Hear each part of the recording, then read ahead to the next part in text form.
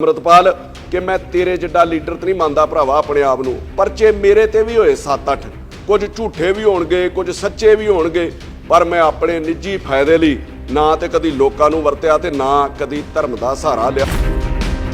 आपां गल गल ते खालिस्तान करदे रहिने, खालिस्तान चाहीदा वक्खरी हुकूमत चाहीदी आ। मैं पुछना चाहुंदा भरावा तैनूं खालिस्तान बनाउणा कित्थे आ?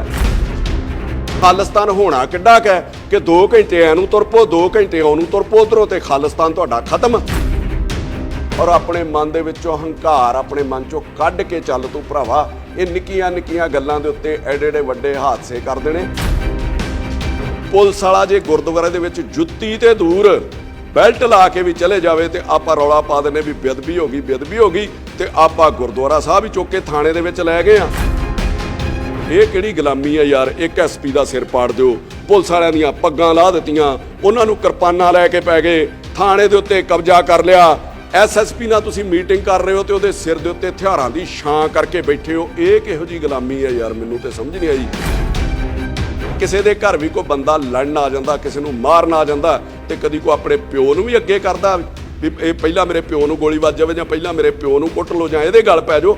ये गुरु महाराज दा सत्कार नहीं है, ये बाप दा सत्कार नहीं है, बुजदली हुंदी है कि बहुत छेती ते बिना कुर्बानी तो ते बिना जाने पछाणे लोकां ने तैनूं अपना लीडर मान लिया। यार तुसीं कौम दे आगू बने सीगे, 30 साल तो जिहड़े बंदी सिंह बंद आ उन्हां दी रिहाई ज़्यादा जरूरी सी मार्च कढ के कि जिहड़ा बंदा 3 दिन तो महज 3 दिन तो जेल दे विच बंद सीगा उहदी रिहाई जिहड़ी ज़्यादा जरूरी सी। पंजाब नूं किते ना किते खत्म करन दी साजिश चल रही आ और असीं पंजाबी सारे ही समेत तेरे मिल के उहदे विच योगदान पा रहे हैं भी भरावा सानूं ही वरत लो, असीं तुहाडे आखे पंजाब तबाह कर दिंने आ। आपां अमित शाह नूं मोदी नूं गालां कढी जाने आ सिर्फ ये साबित करन लई कि मैं एजेंसियां दा ते केंद्र दा बंदा नहीं हैगा। मैं तैनूं ये कहना चाहुंदा भी इन्हां गालां दा गुस्सा वो पंजाब दे उत्ते कढदे ने कि 2024 चोणां तक तैनूं एजेंसियां ने पीक दे उत्ते चढ़ाउणा, TC दे उत्ते खड़नगे और चोणां तो पहिलां तेरे ते कार्रवाई करके ना जिद्दां उन्हां पुलवामा वाला कांड होया सीगा उहदे सिर ते देश जित लिया सीगा, इसे तरीके वो पूरा देश जितणगे। मैं अमृतपाल नूं कहना चाहुंदा कि बहुत छेती ते बिना कुर्बानी तो ते बिना जाने पछाणे लोकां ने तैनूं अपना लीडर मान लिया। यार सो मान सन्मान जिहड़ा तैनूं मिलिया वा उहनूं संभाल के रखण दी लोड़ है, एक वड्डे आगू वांगू।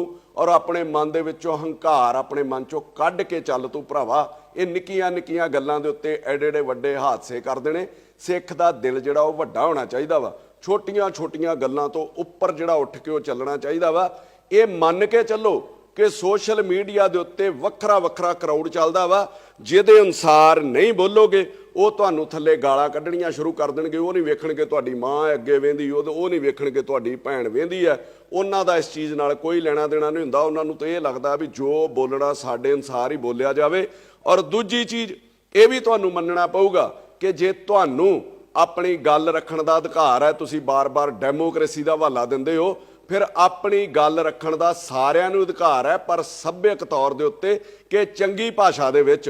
दूजी चीज़ मैं तुहानूं कहना चाहुंदा अमृतपाल कि मैं तेरे जिड्डा लीडर तो नहीं मानता भरावा अपने आप नूं, परचे मेरे ते भी होए 7-8, कुछ झूठे भी होणगे कुछ सच्चे भी होणगे, पर मैं अपने निजी फायदे लई ना ते कदी लोकां नूं वरतिया ते ना कदी धर्म दा सहारा लिया। हाँ मैं मंदिर भी गया परचिਆਂ लई, मैं गुरुद्वारे भी गया, मैं मसीते भी जांदा रहा और बहुत दूर दूर तक मैं हवन भी करा के आउंदा रहा वां। आप चल के गया गुरु महाराज दे दर दे उत्ते, ना कि रब नूं नाल चुक के तुरिया फिरदा रहा। फिर रब ने मैनूं कढिया भी उन्हां परचिਆਂ दे विचों, उन्हां मुसीबतां दे विचों। दूजी चीज़ एक पासे तुसीं कह रहे हो कि परचा साडे उत्ते गलत होया और दूजे पासे तुहाडे च हंकार किन्ना बोलदा, जिहदे तुसीं आप ही मान रहे हो। तुसीं दूजे पासे ये कह रहे हो कि जिहड़ा साडे खिलाफ बोलूगा असीं उहनूं छड्डणा नहीं। फिर इनू किवें छड्ड दित्ता? फिर ये परचा तो कोई सच्चा ही होया होऊगा ना। चलो ये पुलिस की इन्वेस्टिगेशन च आ जाऊगा, पता नहीं पुलिस दबाਅ च कैंसल करदी आ जां की करदी आ। दूजी गल, तुसीं कौम दे आगू बने सीगे, 30 साल तो जिहड़े बंदी सिंह बंद आ उन्हां दी रिहाई ज़्यादा जरूरी सी मार्च कढ के कि जिहड़ा बंदा 3 दिन तो महज 3 दिन तो जेल दे विच बंद सीगा उहदी रिहाई जिहड़ी ज़्यादा जरूरी सी। तुसीं जे सच च कौम दे आगू हो तो फिर बहुत सारे मुद्दे ने कौम कोल, बेअदबी 328 ਸਰੂਪ, ਪਾਣੀਆਂ ਦਾ ਮੁੱਦਾ, ਚੰਡੀਗੜ੍ਹ ਦਾ ਮੁੱਦਾ, SGPC ਨੂੰ ਰਿਹਾ ਕਰਾਉਣ ਦਾ ਮੁੱਦਾ, ਬਾਣੀ ਨੂੰ ਰਿਹਾ ਕਰਾਉਣ ਦਾ ਮੁੱਦਾ, ਇਹਨਾਂ ਸਭ ਲਈ ਤੁਸੀਂ ਲੜਦੇ ਤੇ ਕੌਮ ਤੁਹਾਨੂੰ ਜਿਹੜਾ ਉਹ ਪ੍ਰਵਾਨਿਤ ਲੀਡਰ ਵੀ ਗਿਣਦੀ। ਆਪਣੇ ਨਿੱਜੀ ਮਫਾਦਾਂ ਲਈ ਤੇ ਲੜਨਾ ਹੀ ਨਹੀਂ ਚਾਹੀਦਾ। ਫਿਰ ਆਪਾਂ ਸਾਰੇ ਸਿੱਖਾਂ ਨੂੰ, ਮੈਂ ਕੱਲੀ ਗੱਲ ਤੇਰੇ ਨਾਲ ਵੀ ਕਰਨ ਲੱਗਾ ਭਰਾਵਾ, ਫਿਰ ਆਪਾਂ ਸਾਰੇ ਸਿੱਖਾਂ ਨੂੰ ਕਿਹਾ ਕਿ ਆਪਣੇ ਕੋਲ ਹਥਿਆਰ ਰੱਖੋ। ਲੋਕਾਂ ਨੇ ਤੇਰੇ ਕਹਿਣ ਤੋਂ ਬਾਅਦ ਆਪ ਪੰਜਾਬ ਦੇ ਵਿੱਚ ਹਥਿਆਰ ਰੱਖਣੇ ਸ਼ੁਰੂ ਕੀਤੇ। ਸੋਸ਼ਲ ਸਾਈਟਸ ਦੇ ਉੱਤੇ ਲੋਕਾਂ ਨੇ ਫੋਟੋਆਂ ਪਾਈਆਂ। ਤੇਰੇ ਹਥਿਆਰ ਰੱਖਣ ਤੇ ਲਹਿਰਾਉਣ ਕਰਕੇ ਸਰਕਾਰ ਨੇ ਇੱਕ ਨਵਾਂ ਕਾਨੂੰਨ ਬਣਾ ਦਿੱਤਾ ਵੀ ਹਥਿਆਰ ਲਹਿਰਾਉਣ ਦੇ ਉੱਤੇ ਪਰਚਾ ਦਿੱਤਾ ਜਾਊਗਾ, ਔਰ ਉਸ ਨਵੇਂ ਕਾਨੂੰਨ ਦੇ ਤਹਿਤ 300-400 ਬੰਦੇ ਦੇ ਉੱਤੇ ਪਰਚਾ ਦਰਜ ਕੀਤਾ ਗਿਆ, ਜਿਸ 'ਚ ਬੱਚੇ ਵੀ ਨਹੀਂ ਬਖਸ਼ੇ ਤੇ ਜਨਾਨੀਆਂ ਵੀ ਨਹੀਂ ਬਖਸ਼ੀਆਂ। ਉਹਨਾਂ ਦੇ ਪਰਚੇ ਰੱਦ ਕਰਾਉਣ ਲਈ ਜਿਹੜੇ ਤੇਰੇ ਕਰਕੇ ਹੋਏ ਸੀਗੇ, ਆਪਾਂ ਉਹਨਾਂ ਲਈ ਤੇ ਕੋਈ ਰੋਸ ਮੁਜ਼ਾਹਰਾ ਨਹੀਂ ਕੀਤਾ। ਉਹ ਜਿਹੜੇ ਤੇਰੇ ਮਗਰ ਲੱਗ ਕੇ ਅੱਜ ਪਰਚਿਆਂ ਚੁਲਝੇ ਫਿਰਦੇ ਨੇ। ਉਹ ਤੋਂ ਅੱਗੇ ਆ ਜਾਓ ਸੰਦੀਪ ਸੰਨੀ, ਜਿਨੇ ਤੇਰੇ ਭਾਸ਼ਣਾਂ ਤੋਂ ਪ੍ਰੇਰਿਤ ਹੋ ਕੇ, ਜਿਸ 'ਚ ਕਹਿੰਦਾ ਸੀ ਸੋਧ ਦਿਓ, ਫੜ ਲਓ, ਵੇਖਣਾ ਨਹੀਂ, ਉੱਥੇ ਵੇਟ ਥੋੜੀ ਕਰਨੀ ਆ, ਉਹਨੇ ਨੇ ਸੂਰੀ ਨੂੰ ਮਾਰਿਆ। ਉਸ ਸੰਦੀਪ ਸੰਨੀ ਦੀ ਵੀ ਉਸ ਦੌਰਾਨ ਆਪਣੀ ਦੁਕਾਨ ਸਾੜੀ ਗਈ, ਔਰ ਬੜੀ ਦੁਨੀਆ ਨੇ ਡਿਮਾਂਡ ਕੀਤੀ ਕਿ ਜੇ ਉਹਨੇ ਮਾਰਿਆ ਤੇ ਉਹਦੇ ਉੱਤੇ ਪਰਚਾ ਹੋ ਗਿਆ। ਜਿਨ੍ਹਾਂ ਲੋਕਾਂ ਨੇ ਦੀ ਦੁਕਾਨ ਸਾੜੀ ਆ ਉਹਨਾਂ ਦੇ ਉੱਤੇ ਵੀ ਪਰਚਾ ਹੋਣਾ ਚਾਹੀਦਾ ਵਾ। ਤੇ ਆਪਾਂ ਤੇ ਸੰਦੀਪ ਸੰਨੀ ਲਈ ਵੀ ਕੋਈ ਧਰਨਾ ਨਹੀਂ ਦਿੱਤਾ ਤੇ ਕੋਈ ਉਪਰਾਲਾ ਨਹੀਂ ਕੀਤਾ ਤੇ ਕੋਈ ਆਵਾਜ਼ ਨਹੀਂ ਚੁੱਕੀ ਤੇ ਕੋਈ ਬਾਤ ਨਹੀਂ ਪੁੱਛੀ। ਆਪਾਂ ਗੱਲ ਤੇ ਖਾਲਿਸਤਾਨ ਕਰਦੇ ਰਹਿੰਦੇ, ਖਾਲਿਸਤਾਨ ਚਾਹੀਦਾ, ਖਾਲਿਸਤਾਨ ਚਾਹੀਦਾ, ਵੱਖਰੀ ਹਕੂਮਤ ਚਾਹੀਦੀ ਆ। ਮੈਂ ਪੁੱਛਣਾ ਚਾਹੁੰਦਾ ਭਰਾਵਾ, ਤੈਨੂੰ ਖਾਲਿਸਤਾਨ ਬਣਾਉਣਾ ਕਿੱਥੇ ਆ? ਖਾਲਿਸਤਾਨ ਹੋਣਾ ਕਿੱਡਾ ਕੁ ਕਿ 2 ਘੰਟੇ ਐਨੂੰ ਤੁਰ ਪੋ, 2 ਘੰਟੇ ਉਹਨੂੰ ਤੁਰ ਪੋ ਉੱਧਰੋਂ, ਤੇ ਖਾਲਿਸਤਾਨ ਤੁਹਾਡਾ ਖਤਮ। ਐਡਾ ਕੁ ਖਾਲਿਸਤਾਨ ਹੋਊਗਾ ਸਾਡਾ, ਆਹ ਖਾਲਿਸਤਾਨ ਹੋਊਗਾ ਸਾਡਾ, ਇੰਨੀ ਕੁ ਮਤਲਬ ਉਹਦਾ ਜਿਹੜਾ ਏਰੀਆ ਹੋਊਗਾ। ਅੰਮ੍ਰਿਤ ਸੰਚਾਰ ਤੁਸੀਂ ਕਰਾਉਂਦੇ ਹੋ, ਵਧੀਆ। ਨਸ਼ਾ ਛਡਾਊ ਤੁਸੀਂ ਮੁਹਿੰਮ ਚਲਾਈ ਹੋ, ਵਧੀਆ। ਪਤਾ ਨਹੀਂ ਕਿੰਨੇ ਕੁ ਲੋਕਾਂ ਨੇ ਤੁਹਾਡੀ ਮੁਹਿੰਮ ਤੋਂ ਨਸ਼ਾ ਛੱਡਣਾ ਤੇ ਕਿੰਨਿਆਂ ਨੇ ਅੰਮ੍ਰਿਤ ਛਕ ਕੇ ਜਿਹੜਾ ਉਹ ਨਿਭਾਉਣਾ ਵਾ, ਇਹ ਸਮਾਂ ਦੱਸੂਗਾ। ਮੈਂ ਇਹਦੇ ਉੱਤੇ ਕਿੰਤੂ ਪਰੰਤੂ ਨਹੀਂ ਕਰਦਾ। ਆਪਾਂ ਗੱਲ ਦੇ ਉੱਤੇ ਆਪਾਂ ਚੀਜ਼ਾਂ ਦਾ ਨਿਤਾਰਾ ਤੇ ਕਰੀਏ, ਉਹਦੇ ਰਿਜ਼ਲਟ ਕੀ ਆ ਰਹੇ ਨੇ ਯਾਰ।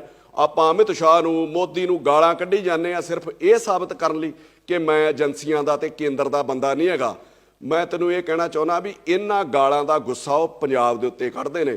ਦੂਜੀ ਚੀਜ਼, ਮੈਂ ਨਹੀਂ ਤੈਨੂੰ ਕਹਿੰਦਾ ਕਿ ਤੂੰ ਏਜੰਸੀਆਂ ਦਾ ਬੰਦਾ ਵਾ, ਪਰ ਮੈਂ ਤੈਨੂੰ ਇੱਕ ਗੱਲ ਜ਼ਰੂਰ ਕਹਿਣੀ ਚਾਹੁੰਦਾ, ਇੰਨੀ ਕੁ ਮੇਰੀ ਉਮਰ ਤੇ ਇੰਨਾ ਕੁ ਮੇਰਾ ਤਜਰਬਾ ਹੋ ਗਿਆ ਵਾ ਕਿ ਏਜੰਸੀਆਂ ਜਿਹਨੂੰ ਵਰਤਣਾ ਹੁੰਦਾ ਨਾ, ਕਦੀ ਉਹਦੇ ਨਾਲ ਮੀਟਿੰਗਾਂ ਨਹੀਂ ਕਰਦੀਆਂ, ਬਲਕਿ ਉਹ ਮਾਹੌਲ ਹੀ ਇਹੋ ਜਿਹਾ ਕ੍ਰੀਏਟ ਕਰਦੀਆਂ ਔਰ ਮਾਈਂਡ ਹੀ ਬੰਦੇ ਦਾ ਇਹੋ ਜਿਹਾ ਸੈੱਟ ਕਰਦੀਆਂ ਵਾ, ਬੰਦੇ ਨੂੰ ਪਤਾ ਹੀ ਨਹੀਂ ਲੱਗਦਾ ਵੀ ਉਹ ਕਦੋਂ ਏਜੰਸੀਆਂ ਕੋ ਵਰਤਿਆ ਗਿਆ ਵਾ, ਕਦੋਂ ਉਹ ਏਜੰਸੀਆਂ ਦੇ ਹੱਥਾਂ ਦੇ ਵਿੱਚ ਖੇਡ ਗਿਆ ਵਾ। ਮੈਂ ਤੈਨੂੰ ਅਲਰਟ ਕਰਦਾ ਕਿ 2024 ਚੋਣਾਂ ਤੱਕ ਤੈਨੂੰ ਏਜੰਸੀਆਂ ਨੇ ਪੀਕ ਦੇ ਉੱਤੇ ਚੜਾਉਣਾ, TC ਦੇ ਉੱਤੇ ਖੰਡਗੇ, ਔਰ ਚੋਣਾਂ ਤੋਂ ਪਹਿਲਾਂ ਤੇਰੇ ਤੇ ਕਾਰਵਾਈ ਕਰਕੇ ਨਾ, ਜਿੱਦਾਂ ਉਹਨਾਂ ਪੁਲਵਾਮਾ ਵਾਲਾ ਕਾਂਡ ਹੋਇਆ ਸੀਗਾ, ਉਹਦੇ ਸਿਰ ਤੇ ਦੇਸ਼ ਜਿੱਤ ਲਿਆ ਸੀਗਾ, ਇਸੇ ਤਰੀਕੇ ਉਹ ਪੂਰਾ ਦੇਸ਼ ਜਿੱਤਣਗੇ।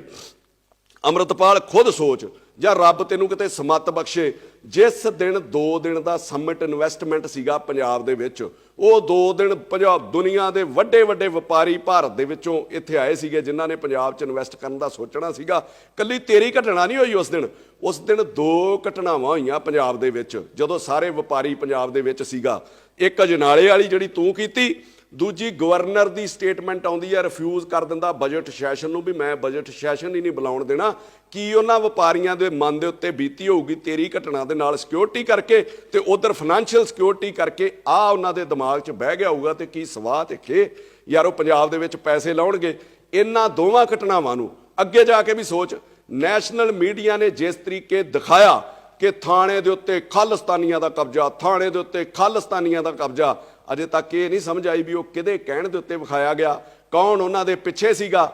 ਅਜੇ ਵੀ ਆਪਾਂ ਨੂੰ ਸਮਝ ਨਹੀਂ ਆਉਂਦੀ ਵੀ ਪੰਜਾਬ ਨੂੰ ਕਿਤੇ ਨਾ ਕਿਤੇ ਖਤਮ ਕਰਨ ਦੀ ਸਾਜ਼ਿਸ਼ ਚੱਲ ਰਹੀ ਆ, ਔਰ ਅਸੀਂ ਪੰਜਾਬੀ ਸਾਰੇ ਹੀ ਸਮੇਤ ਤੇਰੇ ਮਿਲ ਕੇ ਉਹਦੇ ਵਿੱਚ ਯੋਗਦਾਨ ਪਾ ਰਹੇ ਆ ਵੀ ਭਰਾਵਾ ਸਾਨੂੰ ਹੀ ਵਰਤ ਲਓ, ਅਸੀਂ ਤੁਹਾਡੇ ਆਖੇ ਪੰਜਾਬ ਤਬਾਹ ਕਰ ਦਿੰਨੇ ਆ। ਤੇ ਜਦੋਂ ਵੀ ਇੱਕ ਚੀਜ਼ ਤੇ ਹੋਰ ਧਿਆਨ ਦਿਓ ਤੁਸੀਂ ਸਾਰੇ ਹੀ ਪੰਜਾਬ ਵਾਸੀ, ਕਿ ਜਦੋਂ ਵੀ ਕੋਈ ਘਟਨਾ ਇਹੋ ਜਿਹੀ ਵੱਡੀ ਵਾਪਰਦੀ ਆ, ਜਦੋਂ ਵੀ ਕਿਤੇ ਪੰਜਾਬੀਆਂ ਨੂੰ, ਸਿੱਖਾਂ ਨੂੰ ਬਦਨਾਮ ਕਰਨ ਦੀ ਕੋਸ਼ਿਸ਼ ਕੀਤੀ ਜਾਂਦੀ ਹੈ, ਸੱਚੇ ਹੋਣ ਲਈ ਪ੍ਰਾਈਮ ਮਿਨਿਸਟਰ ਜਾਂ ਗ੍ਰਹਿ ਮੰਤਰੀ ਕਿਸੇ ਨਾ ਕਿਸੇ ਗੁਰਦੁਆਰੇ ਦੇ ਵਿੱਚ ਚਲੇ ਜਾਂਦੇ ਆਪਣਾ ਪੰਜਾਬ ਦੇ ਪ੍ਰਤੀ ਸੱਚੀ ਨਿਸ਼ਠਾ ਤੇ ਸੱਚੀ ਜਿਹੜੀ ਸ਼ਰਧਾ ਵਿਖਾਉਣ ਲਈ। ਕੱਲ ਉਹ ਪਟਨਾ ਸਾਹਿਬ ਵਿਖੇ ਪਹੁੰਚ ਜਾਂਦੇ ਨੇ, ਨਾ ਕੱਲ ਕੋਈ ਗੁਰਪੁਰਬ ਹੈ, ਨਾ ਕੱਲ ਕੋਈ ਸ਼ਹੀਦੀ ਦਿਹਾੜਾ ਹੈ, ਕੱਲ ਵੀ ਉੱਥੇ ਜਾਂਦੇ ਨੇ ਔਰ ਵੱਡੀਆਂ ਖਬਰਾਂ ਲੱਗਦੀਆਂ ਨੇ ਪੱਗ ਬੰਨ੍ਹ ਕੇ ਕਿ ਉਹ ਗੁਰਦੁਆਰਾ ਸਾਹਿਬ ਦੇ ਵਿੱਚ ਗਏ। ਇਹਨਾਂ ਸਾਰੀਆਂ ਚੀਜ਼ਾਂ ਤੋਂ, ਇਹਨਾਂ ਸਾਜ਼ਿਸ਼ਾਂ ਤੋਂ ਯਾਰ ਆਪਾਂ ਅਲਰਟ ਤੇ ਹੋਈਏ। ਜੋ ਵੀ ਉੱਥੇ ਹੋਇਆ ਤੇ ਆਪਾਂ ਉਹਦੇ ਪਿੱਛੇ ਤਰਕ ਕੀ ਦਿੱਤੇ, ਆਪਣੇ ਅਨੁਸਾਰ ਹੀ ਆਪਾਂ ਹਿਸਟਰੀ ਬਦਲਣੀ ਸ਼ੁਰੂ ਕਰ ਦਿੱਤੀ ਹੈ। ਆਪਣੇ ਅਨੁਸਾਰ ਹੀ ਆਪਾਂ ਉੱਥੇ ਸਾਰਾ ਕੁਝ ਸੋਚਣਾ ਸ਼ੁਰੂ ਕਰ ਦਿੱਤਾ। ਮੈਂ ਸ਼ੁਰੂ ਕਰਨ ਲੱਗਾ ਵੀ ਜਿੱਥੋਂ ਤੁਸੀਂ ਮਤਲਬ ਉੱਥੇ ਚਾਲੇ ਪਏ ਨੇ, ਤੁਸੀਂ ਆਪਣੇ ਪਿੰਡ ਤੋਂ ਤੁਰਿਓ ਆਪਣੀ ਕਾਰ ਦੇ ਵਿੱਚ, ਤੇ ਗੁਰੂ ਮਹਾਰਾਜ ਸਾਹਿਬ ਵਾਲੀ ਜਿਹੜੀ ਗੱਡੀ ਸੀ ਪਾਲਕੀ ਸਾਹਿਬ ਵਾਲੀ, ਉਹ ਤੁਹਾਡੇ ਅੱਗੇ ਅੱਗੇ ਜਾਂਦੀ ਹੈ। ਜਦੋਂ ਉਹ ਨਾਲੇ ਪਹੁੰਚ ਜਾਂਦੀ ਹੈ ਤੇ ਪਹਿਲਾ ਬੈਰੀਕੇਡ ਜਿਹੜਾ ਪੁਲਿਸ ਪਾਲਕੀ ਨੂੰ ਅੱਗੇ ਲੰਘਾ ਦਿੰਦੀ ਹੈ ਗੁਰੂ ਮਹਾਰਾਜ ਦੇ ਸਰੂਪ ਨੂੰ, ਤੁਸੀਂ ਪਿੱਛੇ ਪਿੱਛੇ ਤੁਰੇ ਜਾਂਦੇ ਹੋ। ਫਿਰ ਤੁਸੀਂ ਗੁਰੂ ਮਹਾਰਾਜ ਦੇ ਸਰੂਪ ਵਾਲੀ ਗੱਡੀ ਦੇ ਵਿੱਚ ਬੈਠ ਜਾਂਦੇ ਹੋ। ਉਹ ਥਾਣੇ ਦੇ ਵਿੱਚ ਪਹੁੰਚ ਜਾਂਦੀ ਹੈ, ਜਿੱਥੇ ਜਾ ਕੇ ਤੁਸੀਂ ਆਪ ਕੁਰਸੀ ਤੇ ਬੈਠ ਗਏ ਤੇ ਕਈ ਲੋਕ ਜਿਹੜੇ ਉਹ ਕੋਠਿਆਂ ਦੇ ਉੱਤੇ ਚੜ੍ਹ ਗਏ। ਫਿਰ ਅੰਦਰ ਜਾ ਕੇ ਤੁਹਾਡੇ ਆਪਣੇ ਬਣਾਏ ਅਸੂਲ ਹੀ ਤੁਹਾਡੇ ਉੱਤੇ ਲਾਗੂ ਨਹੀਂ ਹੁੰਦੇ ਯਾਰ। ਆਪਾਂ ਸਾਰੇ ਗੁਰਦੁਆਰਿਆਂ ਦੇ ਵਿੱਚ ਪੰਜਾਬ ਦੇ ਕੁਰਸੀਆਂ ਮੇਜ਼ ਜਿਹੜੇ ਬਜ਼ੁਰਗਾਂ ਲਈ ਰੱਖੇ ਸੀਗੇ ਉਹ ਚੁਕਾ ਦਿੱਤੇ, ਕਈ ਸਾੜ ਦਿੱਤੇ ਗਏ। ਜਿਹੜੇ ਲੋਹੇ ਨਾਲ ਬਣੇ ਸੀ ਤੁਸੀਂ ਉਹਨਾਂ ਬਾਰੇ ਕਿਹਾ ਵੀ ਇਹਨਾਂ ਨੂੰ ਸਾੜ ਦਿਓ, ਇਹ ਜਿਹੜਾ ਲੋਹਾ ਇਹ ਢਾਲ ਕੇ ਦੁਬਾਰਾ ਬਣਨਾ ਚਾਹੀਦਾ, ਕਿਉਂਕਿ ਇਹ ਗੁਰੂ ਮਹਾਰਾਜ ਦੀ ਹਜ਼ੂਰੀ ਦੇ ਵਿੱਚ ਕੁਰਸੀਆਂ ਲੱਗੀਆਂ ਸੀਗੀਆਂ। ਆਹ ਤੁਸੀਂ ਬਣਾ ਦਿੱਤਾ ਵੀ ਕੋਈ ਮੇਜ਼ ਕੁਰਸੀ ਨਹੀਂ ਲੱਗਣਾ ਚਾਹੀਦਾ, ਤੇ ਆਪ ਤੁਸੀਂ ਥਾਣੇ ਦੇ ਵਿੱਚ ਗੁਰੂ ਮਹਾਰਾਜ ਦਾ ਸਰੂਪ ਬਾਹਰ ਹੈ ਤੇ ਕੁਰਸੀ ਦੇ ਉੱਤੇ ਬੈਠ ਜਾਂਦੇ ਹੋ ਕਿ ਤੁਹਾਡੇ ਅਸੂਲ ਵੀ ਤੁਹਾਡੇ ਉੱਤੇ ਕੋਈ ਲਾਗੂ ਨਹੀਂ ਹੁੰਦੇ। ਫਿਰ ਤੁਸੀਂ ਕੀ ਕਹਿੰਦੇ ਹੋ, ਥਾਣਾ ਕੋਈ ਮਾੜੀ ਜਗ੍ਹਾ ਨਹੀਂ ਜਿੱਥੇ ਕੋ ਗੁਰੂ ਮਹਾਰਾਜ ਦਾ ਸਰੂਪ ਅਸੀਂ ਲੈ ਗਏ ਹਾਂ।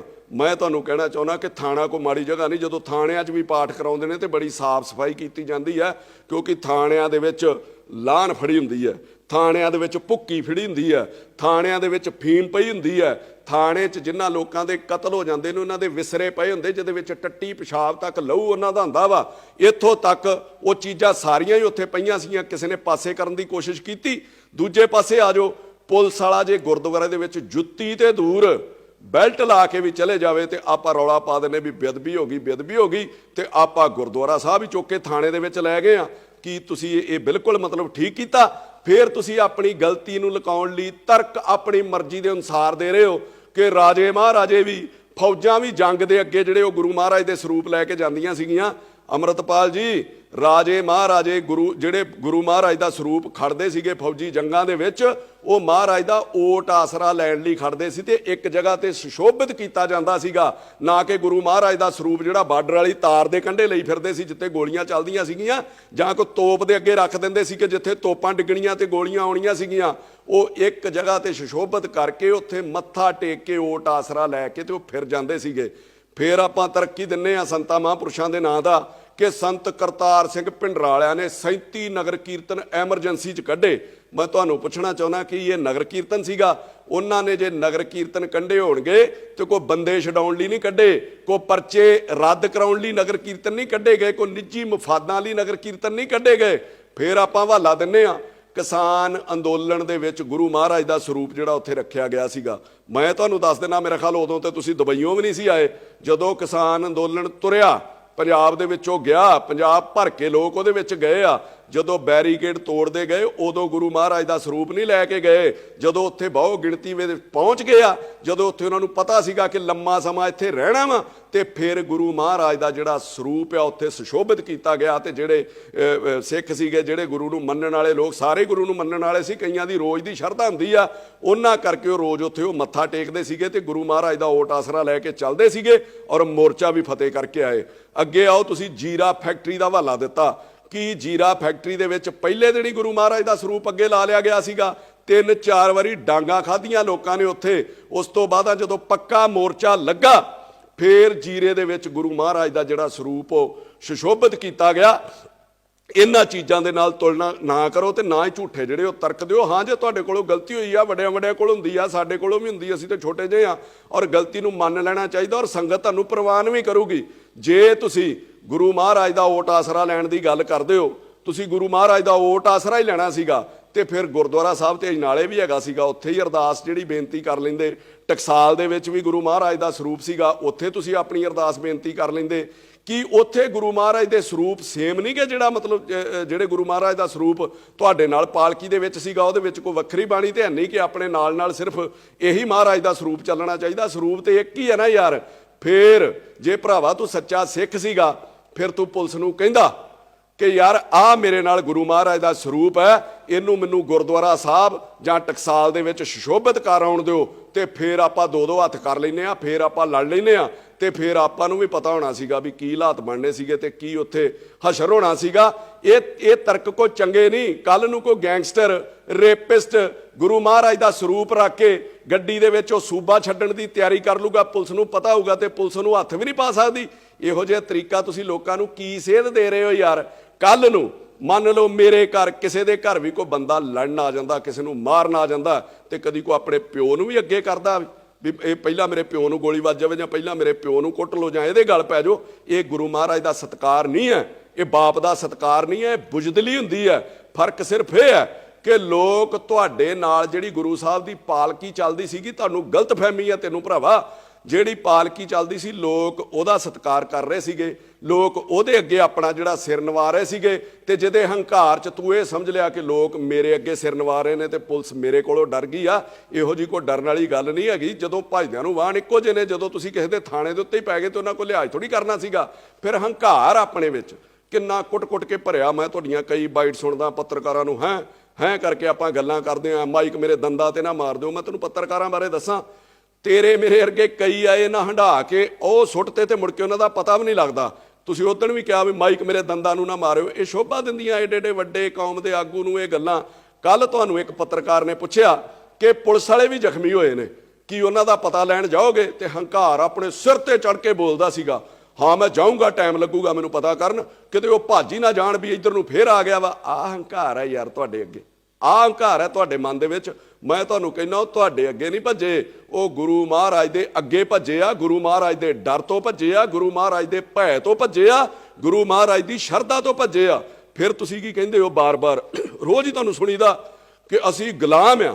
ਇਹ ਕਿਹੜੀ ਗੁਲਾਮੀ ਆ ਯਾਰ? ਇੱਕ ਐਸਪੀ ਦਾ ਸਿਰ ਪਾੜ ਦਿਓ, ਪੁਲਿਸ ਵਾਲਿਆਂ ਦੀਆਂ ਪੱਗਾਂ ਲਾਹ ਦਿੱਤੀਆਂ, ਉਹਨਾਂ ਨੂੰ ਕਿਰਪਾਨਾਂ ਲੈ ਕੇ ਪੈ ਗਏ, ਥਾਣੇ ਦੇ ਉੱਤੇ ਕਬਜ਼ਾ ਕਰ ਲਿਆ। ਐਸਐਸਪੀ ਨਾਲ ਤੁਸੀਂ ਮੀਟਿੰਗ ਕਰ ਰਹੇ ਹੋ ਤੇ ਉਹਦੇ ਸਿਰ ਦੇ ਉੱਤੇ ਹਥਿਆਰਾਂ ਦੀ ਛਾਂ ਕਰਕੇ ਬੈਠੇ ਹੋ। ਇਹ ਕਿਹੋ ਜਿਹੀ ਗੁਲਾਮੀ ਹੈ ਯਾਰ? ਮੈਨੂੰ ਤੇ ਸਮਝ ਨਹੀਂ ਆਈ ਵੀ ਹੋਰ ਵੀ ਕਿਸੇ ਮੁਲਕ ਦੇ ਵਿੱਚ ਇਸ ਤਰ੍ਹਾਂ ਹੁੰਦਾ ਵਾ। ਤੇ ਮੈਨੂੰ ਹੈਰਾਨੀ ਪੁਲਿਸ ਤੇ ਵੀ ਆਉਂਦੀ ਹੈ ਤੇ ਨਮੋਸ਼ੀ ਵੀ ਆਉਂਦੀ ਹੈ ਕਿ ਪੰਜਾਬ ਦੇ ਵਿੱਚ ਆਮ ਬੰਦੇ ਦੀ ਜਾਂ ਗਰੀਬ ਦੀ ਫੇਸਬੁੱਕ ਦੇ ਉੱਤੇ ਕਿਤੇ ਨਕਲੀ ਹਥਿਆਰ ਨਾਲ ਵੀ ਫੋਟੋ ਆ ਜਾਂਦੀ ਸੀ ਤੇ ਉਹਦੇ ਉੱਤੇ ਝੱਟ ਜਿਹੜਾ ਉਹ ਪਰਚਾ ਦਰਜ ਕੀਤਾ ਜਾਂਦਾ ਸੀਗਾ। ਇੱਥੇ ਐਸਐਸਪੀ ਦੇ ਸਿਰ ਦੇ ਉੱਤੇ ਬੰਦੂਕਾਂ ਲਹਿਰਾਈਆਂ ਜਾ ਰਹੀਆਂ, ਐਸਐਸਪੀ ਦੇ ਸਿਰ ਦੇ ਉੱਤੇ ਬੰਦੂਕਾਂ ਦੀ ਛਾਂ ਕੀਤੀ ਆ ਤੇ ਕੋਈ ਪਰਚਾ ਹੀ ਨਹੀਂ ਦਿੱਤਾ, ਤੇ ਸਗੋਂ ਪਹਿਲੇ ਪਰਚੇ ਵੀ ਰੱਦ ਕਰਨ ਦੀਆਂ ਉੱਥੇ ਪ੍ਰੈਸ ਦੇ ਵਿੱਚ ਅਨਾਉਂਸਮੈਂਟ ਕੀਤੀਆਂ ਜਾ ਰਹੀਆਂ ਵਾ। ਇਹ ਧਮਕੀਆਂ ਉੱਤੋਂ ਧਮਕੀਆਂ ਲਾਈਆਂ ਜਾ ਰਹੀਆਂ ਕਿ ਜਿਨ੍ਹਾਂ ਨੇ ਸੱਟਾਂ ਲਾਈਆਂ ਜਾਂ ਜਿਨ੍ਹਾਂ ਨੂੰ ਲੱਗੀਆਂ, ਜੇ ਸਾਡੇ ਉੱਤੇ ਦੁਬਾਰਾ ਪਰਚਾ ਦਰਜ ਕਰਕੇ ਵਿਖਾਇਓ, ਅਸੀਂ ਦੁਬਾਰਾ ਇਹੋ ਜਿਹਾ ਕੰਮ ਕਰਾਂਗੇ। ਇਹ ਕਿਹੋ ਜਿਹੀ ਗੁਲਾਮੀ ਆ ਅੰਮ੍ਰਿਤਪਾਲ ਸਿੰਘ? ਇਹਨੂੰ ਗੁਲਾਮੀ ਕਹਿੰਦੇ ਆ ਯਾਰ। ਸੋ ਮੇਰੀ ਤੈਨੂੰ ਬੇਨਤੀ ਹੈ ਕਿ ਪ੍ਰਮਾਤਮਾ ਤੈਨੂੰ ਅਕਲ ਵੀ ਦੇਵੇ, ਤੂੰ ਵੀ ਥੋੜਾ ਜਿਹਾ ਅਕਲ ਤੋਂ ਕੰਮ ਲੈ। ਔਰ ਪੰਜਾਬ ਦੇ ਹੋਰ ਮੁੱਦਿਆਂ ਲਈ ਬੜੇ ਧਰਨੇ ਲਾਉਣ ਦੀ ਲੋੜ ਹੈ। ਪੰਜਾਬ ਦੇ ਵਿੱਚ ਕੁਝ ਨਹੀਂ ਹੈਗਾ, ਇਹਦਾ ਲੱਕ ਟੁੱਟਾ ਪਿਆ ਵਾ। ਪੰਜਾਬ 'ਚ ਬਹੁਤ ਸਾਰੇ ਮੁੱਦੇ ਇਹੋ ਜਿਹੇ ਨੇ, ਹੋਰ ਬਹੁਤ ਸਾਰੇ ਲੋਕਾਂ ਦੇ ਉੱਤੇ ਜਾਲੀ ਪਰਚੇ ਦਿੱਤੇ ਜਾਂਦੇ ਨੇ ਅਮੀਰਾਂ ਵੱਲੋਂ, ਸਰਕਾਰਾਂ ਵੱਲੋਂ। ਆਪਾਂ ਉਹਨਾਂ ਦੀ ਲੜਾਈ ਜਿਹੜੀ ਲੜਨ ਦੀ ਕੋਸ਼ਿਸ਼ ਕਰਨੀ ਚਾਹੀਦੀ ਸੀਗੀ। ਸੋ ਆਪਣੇ ਆਪ ਕੋਈ ਹੌਸਲੇ ਤੋਂ ਕੰਮ ਲਓ। ਜੇ ਲੋਕਾਂ ਨੇ ਤੁਹਾਨੂੰ ਸ਼ੋਭਾ ਦਿੱਤੀ, ਏਡੀ ਛੋਟੀ ਉਮਰ ਦੇ ਵਿੱਚ ਤੁਹਾਨੂੰ ਆਗੂ ਮੰਨਿਆ, ਤੇ ਫਿਰ ਕੌਮ ਦੇ ਤੇ ਪੰਜਾਬ ਦੇ ਭਲੇ ਲਈ ਆਪਾਂ ਕੰਮ ਕਰੀਏ।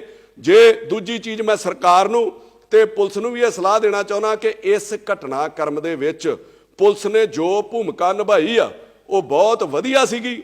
ਡੀਜੀ ਨੇ ਵਧੀਆ ਜਿਹੜਾ ਗਾਈਡ ਕੀਤਾ ਆਪਣੀ ਫੋਰਸ ਨੂੰ, ਪਰ ਇਹਦੇ ਨਾਲ ਜੋ ਸੂਬੇ ਦਾ ਨੁਕਸਾਨ ਹੋਇਆ, ਅਮਨ ਸ਼ਾਂਤੀ ਦਾ, ਇਨਵੈਸਟਮੈਂਟ ਦਾ, ਉਹਨੂੰ ਪੂਰਾ ਕਰਨ ਦੀ ਜ਼ਿੰਮੇਵਾਰੀ ਵੀ ਡੀਜੀ ਦੀ ਤੇ ਪੰਜਾਬ ਸਰਕਾਰ ਦੀ ਬਣਦੀ, ਉਹਦਾ ਫਰਜ਼ ਬਣਦਾ।